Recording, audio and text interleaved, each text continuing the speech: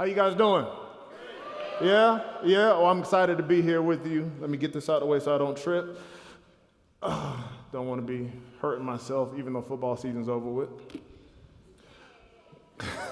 Excited to be here definitely with you, especially for a cause like this. When it comes to issues of justice, when it comes to issues of life, I believe that all of us, no matter what our occupation is, no matter what age we are, no matter our stage in life, is something that we should be involved with to the best of our ability.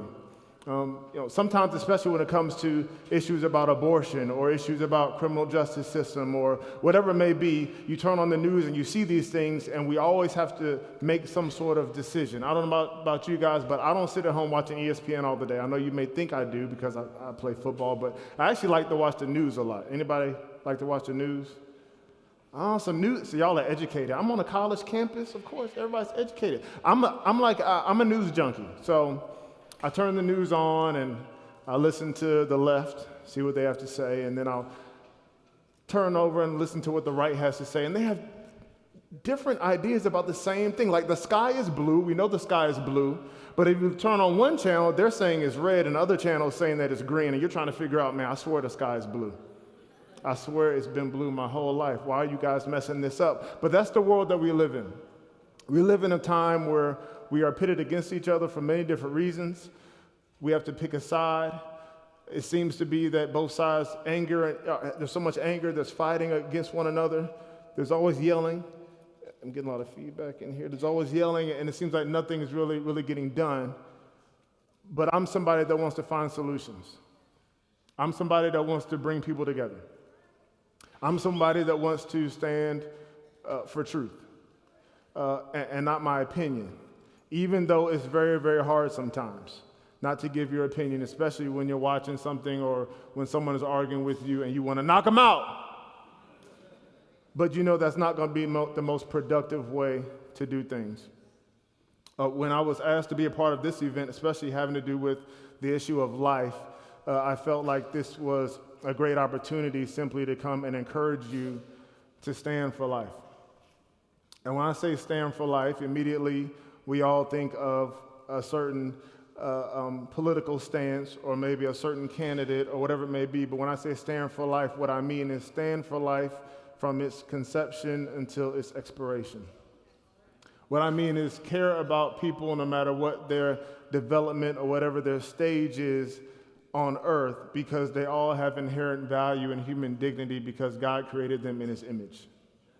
And so our job as believers, as husbands, as wives, as brothers and sisters, is to stand for life, stand for the poor, stand for the rich, stand for those, as I met a criminal justice professor backstage, stand for those who are being abused and mistreated by our criminal justice system here in New Orleans. Stand for those that are preborn and have no voice of their own. Stand for the mother and father who may be in crisis and may be having to make a decision that they don't want to make, but they're making it because of several reasons. Care about them as well. We can do it all. And we should not, especially as believers, allow ourselves to be pushed into or conformed, as the Bible talks about, conformed into the world's mold when it comes to this issue especially. All of our voices need to be heard. All of us are important when it comes to this. So in my time with you, I want to share a little bit about why I'm involved. I want to share a little bit about this issue, and also want to encourage you, if you're, so to speak, on the sidelines for whatever reason, to get in the game, to be a part of this, because we need you. First of all, why I'm involved. A lot of times people say, Benjamin, why do you care about life? Like, well, I'm breathing, aren't I? Like, why wouldn't I care about life? Why do you care about these issues? Why are they so important to you? I say, well, number one is because I'm a Christian. I'm a believer. Number one. And so that being said, I believe in the sanctity of life. Psalm 139:13 says, for you formed my inward parts. You wove me together in my mother's womb. I'm fearfully and wonderfully made. As a believer, I know that all life is fearfully and wonderfully made, even the life that you don't like, even the life that doesn't look like you, maybe the people that don't have the same experience as you do. We're all fearfully and wonderfully made because we're made in the image of God, and the Bible says in the book of Psalms that he knit us together. He got his hands dirty when he made us. I like to read books to my kids, all 5 of them.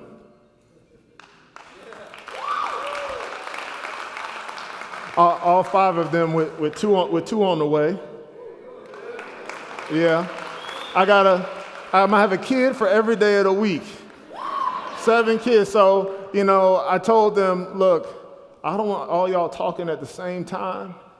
So, Grace, you're the oldest. You pick which day of the week you want to talk, and the rest of y'all be quiet for that day. Got a kid for every day of the week. So, in April, our family is going to expand. But as someone who's a father, I like to read books to my kids about creation and about how they were made and about how the world was formed. And we read a book that's kind of based on the story in Genesis, the creation story, and it talks about God spoke about this. He said, let there be light, and there was light. Bam.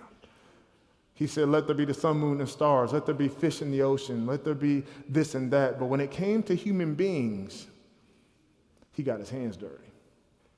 When it came to human beings, he formed us out of the dirt. When it came to human beings, he breathed into us. He didn't do that for everybody else. He did that for us.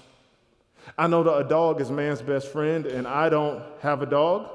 We used to have a dog. We used to have a little Yorkie, a little 2-pound dog, when we were living in Cleveland, Ohio. When we made the trip over to New Orleans in 2013, when I was a free agent, came to sign with the Saints, we left the dog because we were having kid number 4, and honestly, there was no time to walk a dog. So the dog is still doing great. She's with a dog trainer up in Cleveland. We hear about her sometimes, but as I said, I'm about to have 7 kids, so I'm not having a dog. But dog is man's best friend. All you dog people, that's great, but God didn't. He didn't do that for the dog. He did that for us, though. So as a believer, I'm involved in this because I understand how special life is. There's this idea of personhood that we debate about sometimes, and if you know a little bit of the history when it comes to identifying what a person is in our culture, we always fight when it comes to what's personhood. When we look back at our history, and obviously you've heard it plenty of times, and we're going to keep hearing it throughout this year, but it's 400 years since the first Africans came on the shores of Virginia. A couple years after that, they had to decide, what's personhood? How should we treat these people? Well, we can make them less than, we can enslave them if they're less than a person. So our first battle as a country with personhood. We go on and we have to define personhood when it comes to how we treat those who are disabled. We go on and we're always fighting, how do we define personhood? Now with this, what I believe is the greatest human rights fight of our time when it comes to the unborn, 60 million since Roe v. Wade, we have to define what personhood is because it will define how we treat them. If we're able to relegate them to something as less than a person, it makes it quite easy to turn our back on them. But when we look in each other's eyes and we say, that's a person, we are mandated to treat them as such. In his book titled Personhood, the author Daniel Becker, I want to read this. This is his definition of personhood: the recognition by our culture and our government that each individual human life has an unalienable right to life from its earliest biological beginning. This right to life extends to natural death, regardless of one's disability, gender, race, dependency, or manner of conception. However they came to be, they're still a person. This unalienable right to life comes from God by virtue of the fact that we've been created in his image and are thus imbued with a unique worth and dignity not found in the rest of creation. Personhood. Science proves this continually. Did you know, and I'm sure you did because, again, I'm on a college campus with a lot of educated people that came here to visit, or maybe you go to school here, that a heart beats in 18 days. That by 8 weeks, all the organs are functioning. By 9 weeks, the babies have fingerprints. By 10 weeks, they feel pain. They have a separate DNA and sometimes blood type than their mother. At 18 weeks, they have dreams. Now, 18 weeks to have dreams. Now, a few weeks ago, if any of you guys are Saints fans in here, we had a horrible thing happen to us. Yes, but we had a horrible thing happen to us. Horrible thing happened to us. And just 2 days ago, I had a dream that they made it right and we went to the Super Bowl. I'm still having these dreams or slash nightmares because it's not going to happen, but I'm still having these dreams. And I would imagine that if my twins that are inside my wife's belly right now, if they saw what happened, they'd be having dreams too. I don't know what they're dreaming about, but science tells us that they are dreaming. They are people. There's a personhood there. Thirdly, why I'm involved in this is, as I said before, I'm a father. Psalm 127, 3-5 says that children are a heritage from the Lord, like arrows in the hands of a warrior. So are the children of a man's youth, like arrows. I'm shooting. I'm gonna have a lot of arrows. I'm sharpening them up. I hope you're sharpening yours up. Right now, as we speak, as we sit here, 19 million children in the United States, about 1 in 4, a little more than 1 in 4 actually, the statistics vary, are living in homes without fathers. 1 in 4. In the state of Louisiana, it's 1 in 3. 34% of our children in the state of Louisiana are living without fathers in their home. According to the National Fatherhood Initiative, we learned that children that aren't in homes with their fathers or with a father figure are 4 times more likely to live in poverty. They're 7 times more likely to be pregnant as teenagers, 2 times more likely to drop out of high school. They're more likely to be incarcerated. And some of us fathers are there, but we're not there. Some of us, our bodies are there, but our minds are somewhere totally different. So as a father, I care about this issue of life because I understand the ramifications of my presence. I encourage that. I'm in a locker room with guys. For the last 15 years, I've been in an NFL locker room. 4 years before that in college, 4 in high school. That's a lot of football. I've done more football than I haven't done football. Every year I'm in a locker room in the NFL with 60 guys or so. And when I tell you that most of our conversations aren't about X's and O's, they're about life. One of the things I love about playing football is that I get a chance to sit there with a bunch of guys, we do our football thing, we have a common goal, but then we get to encourage each other to be good dads. I get to sit there with a young guy that is about to have a baby. He doesn't know what to do. He's stressed out like I was when I was about to have my first, and say, you know what? You have what it takes. You can be the dad that you are called to be. You have it within you to do that. And so, like anybody, we have doubts. But dads, young men out here that aren't dads yet, we need you. And don't listen to what the world is telling you you can and can't be when it comes to being a leader and being a dad. You have what it takes. And whether you have one or not, you can break the cycle. You have what it takes to break the cycle. We want to see these numbers trend downward. If we want to see change in our communities, yes, there's stuff that needs to be done. I'm not saying that. And yes, there's reasons why some dads aren't there when we talk about injustice in the system. But we can control what we can control. We can stand behind the mothers of our children. We can stand up and challenge other men when it comes to manhood and when it comes to being fathers. I care about life because, like I said, I'm a dad. And lastly, I care, and I alluded to it before, is because as a citizen, how we treat life really determines who we are as a nation.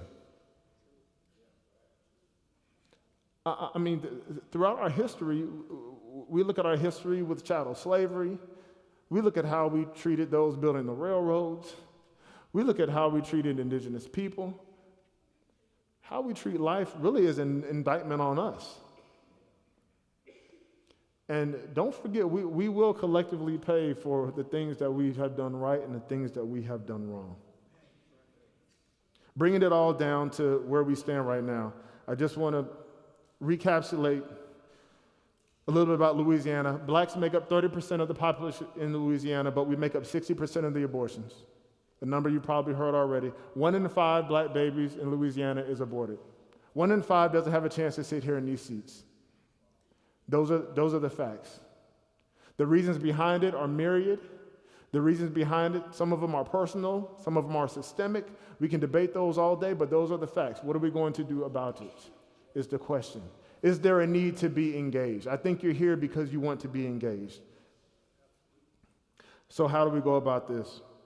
This morning actually, I was sitting with the kids in the morning before they went to school. Now usually, I'm gonna be honest, I usually wake up as they're about to go to school, and I ride to school, and my wife has already got them breakfast and done all that.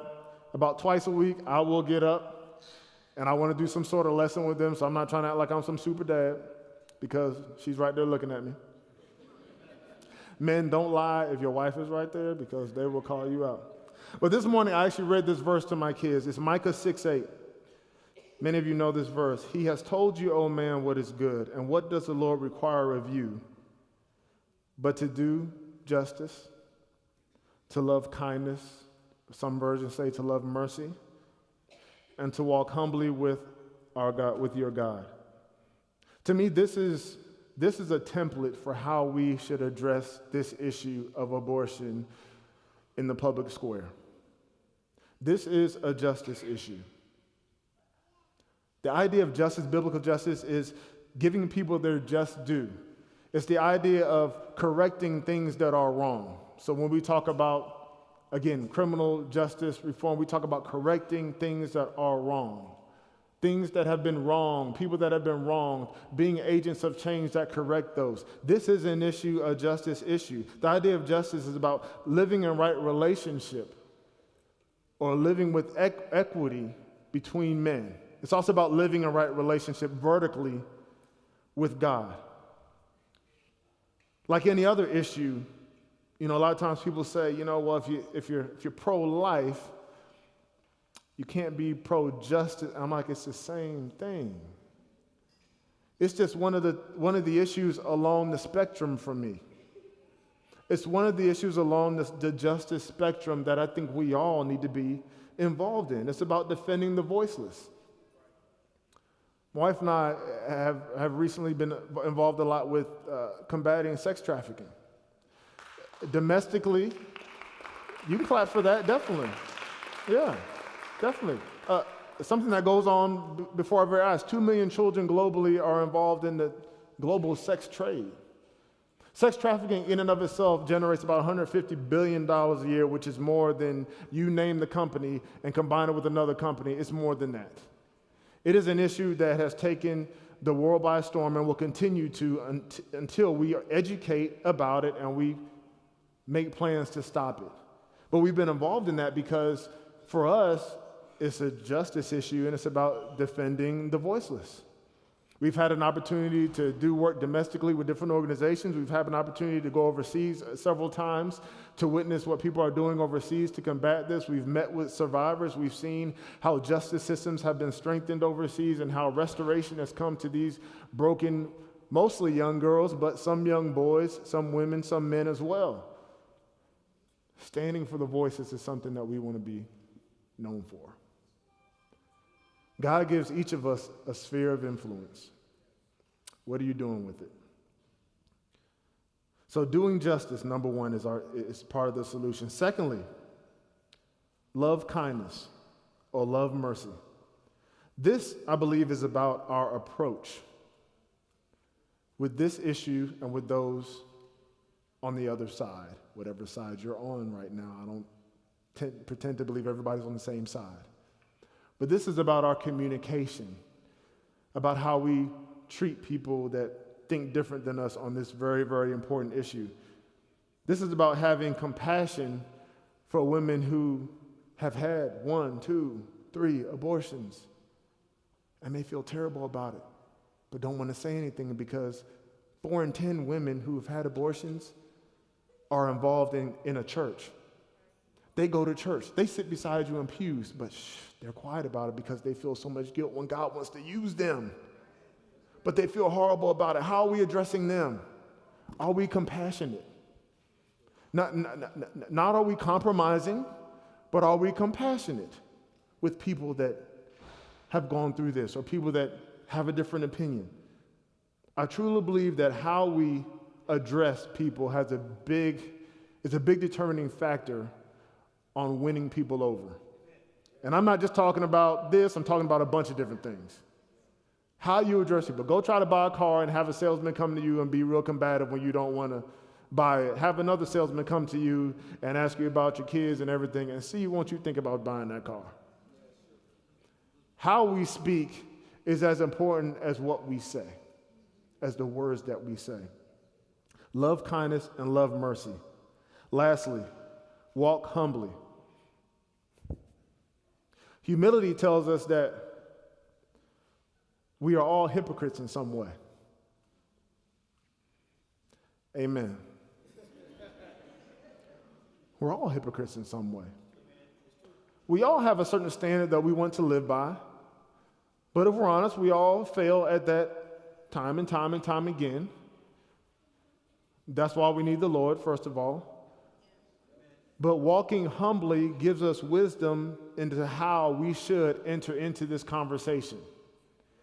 How do we live? How do we advocate? What are the things we get involved with? What do we say in that time when something needs to be said? Can we get the courage to say what needs to be said? Walking humbly before God. And I would say walking humbly with our fellow man. Humility. Humility is the road to those conversations, to that progress. Arrogance will keep us where we are. And lives are at stake. We don't have time to be acting the fool. So lastly, I would just want to give you a few action items. If you're like me, you want to know, okay, what do I do? Because there's so many issues in the world, whether it be saving the unborn, again, 60 million, whether it be the 2 million children in the global sex trade, whether it be poverty, whether it be something in another area of justice, when we talk about voter fraud, or we talk about incarceration, or whatever we're talking about. What do I do? I'm just one person. Well, number one, I would say educate. Be informed. This right here is part of it. Being informed, studying about the issue, understanding the gravity of what's going on. Learn about the harmful effects of abortion. Look, we talk about the women a lot, but there are a lot of abortion-wounded men. Men who had no say on what happened with their child. Men who are depressed. Relationships that have been ruined, which leads to communities that are in shambles. Learning about the reasons. Look, there's a statistic that says most, I don't know the exact number, most abortions are for convenience. But many are for other reasons, whether it be finances, whether it be a partner that's not there. Learn about these reasons. It will help you better engage when it comes to this sensitive topic. Secondly, collaborate. Work with organizations that are in this sphere, whether it be a pro-life center, whether it just be a pregnancy center, volunteering your time, whether it be coming to an organization like Black Advocates for Life or the larger organization over that. Volunteering. Something my wife and I have been involved with is going to clinics and helping them purchase ultrasound equipment. We had an idea which really kind of stemmed from when we had our firstborn. We were watching the ultrasound, and I know many of you have seen what an ultrasound, but the technician was, the belly's out. She's working on the belly. I'm looking at the big screen, and I see my baby in there for the first time. Like, this is my firstborn kid. And I'm looking like, man, this is unbelievable. And she yawned. The baby did, Grace. And do you know, I yawned too? I caught the yawn through the belly. But I caught the yawn through the belly because I could see the life. I could see that was a baby. I could see that was a human being. And so what we've been trying to be involved with is giving women the chance when they come in to see their babies. Some of them have one idea what they want to do. Some of them are all about carrying full term. But either way, those that are in between, studies show that when they're in between and they see that baby, you're talking about 90%. I'm keeping that. I'm going to make it work. You're saving lives. Thirdly, advocate. What does that mean? That means publicly support. Step out. Use your voice. Use your resources. Lend your voice to this issue and others. It can be dangerous. It can be scary. Especially, again, with something that is as politically and emotionally charged as this issue. It can be scary to step out. But other people are watching you and can be encouraged by your stance. Never underestimate who's watching you. Never underestimate the impact that you can have. It doesn't matter if you're not on TV, if you ain't playing football. It doesn't matter what you're doing. You all have people that are watching you, waiting to see what you do. And so advocating is being willing to lend your voice, lending your time, your talent, your treasure for this cause. Lastly, and this is more of a challenge, and I alluded to it before, but men, I really believe that this rests largely on us. And whether you are a young man here and kids is like way over here somewhere, or whether you're a man here who has taken their girlfriend to the clinic and sat in the car, because there's some of y'all in here, whether you're someone who has never done or been a part of it and you've got 4 kids or whatever, men, what happens to women largely rests on us. We are designed to be leaders, protectors, providers. When we don't do our job, stuff gets messed up. When we don't do our job, the Bible talks about how God created things and it was perfect. When we don't do our job, stuff gets perverted. Stuff gets upside down. And I'm not absolving anybody of guilt. We make our own decisions. But I do know that a large portion of what we are seeing in our community specifically, in all communities, is about men doing what men are supposed to do, and it's not easy. I'm preaching to myself. Please believe that. I'm talking to myself too. Because it's much easier to walk away.